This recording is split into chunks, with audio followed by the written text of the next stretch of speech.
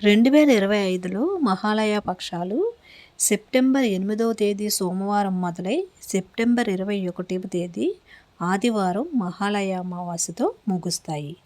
ఈ మహాలయ అమావాస్య విశిష్టత, ప్రాముఖ్యత ఏమిటంటే, పురాణాల ప్రకారం మహాలయ పక్షాల్లో పితృదేవతలకు ఉత్తమ గతులను కలిగించటం కోసం ఈ 15 రోజులు పితృదేవతలకు తర్పణము, శ్రాద్ధ కర్మలను చేయాలి. పేదలకు ముఖ్యంగా అన్నదానం చేయాలి. కాకులకు ఆహారాన్ని పెట్టాలి.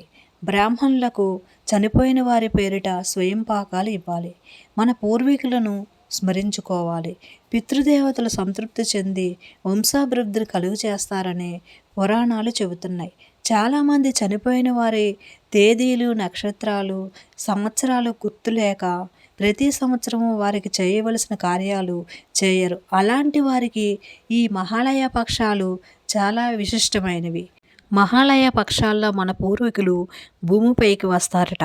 అందువల్ల మన పూర్వీకులను స్మరించుకుని వారి పేరిట దాన ధర్మాలు చేయడం వల్ల వారు సంతోషించి వారి ఆశీస్సులను అందజేస్తారు. మరియు వారికి కూడా ఉత్తమ గతులు కలుగుతాయి.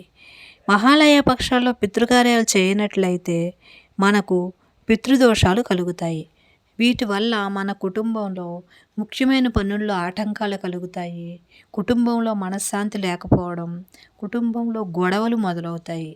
కుటుంబంలో సంతానం లేకపోవడం, పుట్టిన సంతానం జీవించకపోవడం, కుటుంబంలో స్త్రీలకు చిన్న వయసులోనే వైధవ్యం రావడం, వంశాభివృద్ధి లేకపోవడం జరుగుతాయి.